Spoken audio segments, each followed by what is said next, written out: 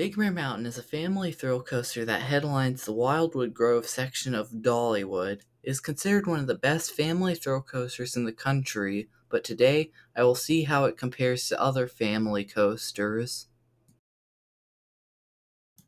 It starts with a launch right out of the station. While this isn't very thrilling, it isn't meant to be. This is because it's meant to get you out of the station, and it acts like a warm-up for other elements to come. It then enters the second launch. The second launch is a lot more powerful than the first launch, but it still isn't too much. After that, it proceeds into a double up with some banking. While this does provide some lateral forces, it shouldn't be too much for younger riders. It then goes back down as it heads through a tunnel that provides a little misting of water. You then enter a turnaround that takes you back above where the previous track just was, and then through a set of airtime hills that takes you to where the third launch is. While none of these elements offer much in terms of forces, they are very smooth. The third launch is very similar to the second launch and takes you right up into the highest point of the ride, offering amazing views of Wildwood Grove. Aside from the launch pulling some force, the high part of the ride doesn't have a ton in terms of forces. As you descend from the high point, you enter a set of several quick transitions providing some pretty good laterals. You then enter a mini double down. This doesn't provide any airtime, but it is pretty fun. The final two main elements are a helix and a dive into a tunnel. The helix is actually pretty forceful, pulling some decent positive Gs, but not too much for younger riders. The dive into the tunnel, albeit short, it's a pretty cool moment going under a footpath, interacting with the guests on the footpath.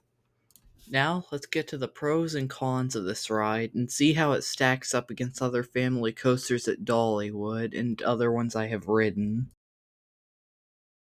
Let's start with the only con of this coaster, which is the long lines. Even on a dead day, these lines can still reach up to 20 minutes, but this is to be expected with a new coaster.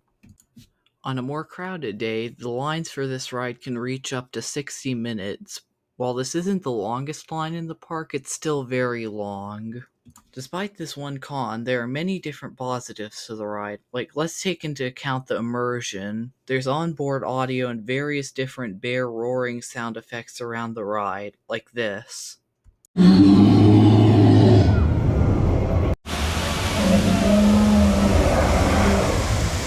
Besides this, they do several other things to help with the immersion. Like from the second clip, you could see they did some rock work with a waterfall and a little misting of water of the train.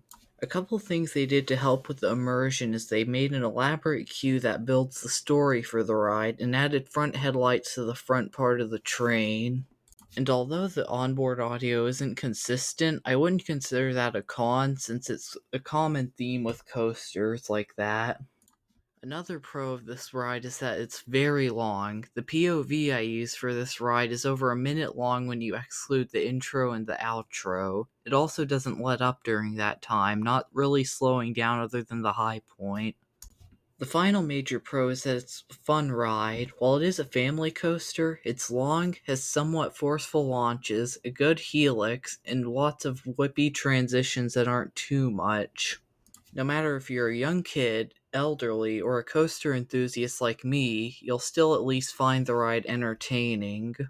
As for my opinion and how it ranks up to other coasters I have ridden, it's number 17 of 30 coasters I have ridden as of the recording of this video.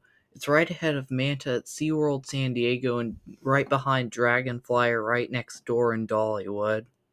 As for how it sticks up to the other family coasters at Dollywood, it holds up really well. It's only behind Dragonflyer because that's more forceful, but it's not because it's a better family coaster. Comparing this to Fire Chaser Express in the same park, it isn't even close. Big Bear Mountain's longer, faster, it doesn't have a lift hill, it has better transitions, and it's better all around.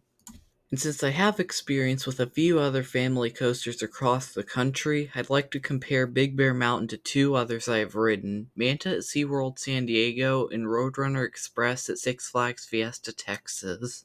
Let's first compare Big Bear Mountain to Roadrunner Express. They're both very similar in that they have big swooping drops, they play off the terrain really well, and they aren't too much for younger riders, serving well as family coasters. Where the differences lie is that where Big Bear Mountain's a pretty fast-paced ride with several launches, Roadrunner Express is a pretty slow-paced ride relative with lift hills instead of launches. And as for my rankings, Big Bear Mountain lies 7 spots ahead of where Roadrunner Express is. And finally, to round out this review, let's compare Big Bear Mountain to a much more similar coaster than Roadrunner in Manta at SeaWorld San Diego. Both Big Bear and Manta are high-end family thrill coasters that have multiple launches, big swooping drops, and good theming and effects. And while Manta might have a pre-show before the first launch that Big Bear can't match, Big Bear makes up for it in other areas like the audio scattered around the ride and onboard audio. But as for the on-ride experience, Big Bear is slightly better in almost every way. It's taller, longer, faster, and has more forces than Manta. But that doesn't mean Manta's a bad ride. It's one spot behind Big Bear in my personal rankings. That's all I have to say for this review, and before I go, I'd like to give a few shoutouts to people. The first of these people is Top Hat Thrills. While they are a small creator, they do have a non-copyright Big Bear Mountain POV that I used for this video. And the other person is Airtime Thrills and his non-copyright off-ride footage channel. Footage like this without copyright is able to help small creators like me be able to get footage they don't have, so thank you to them. Links to the videos I used and their channels will be in the description below. And I'd also like to thank you for watching to this point. This video is long and my retention rates aren't super good, so I'd like to thank you for watching. Goodbye.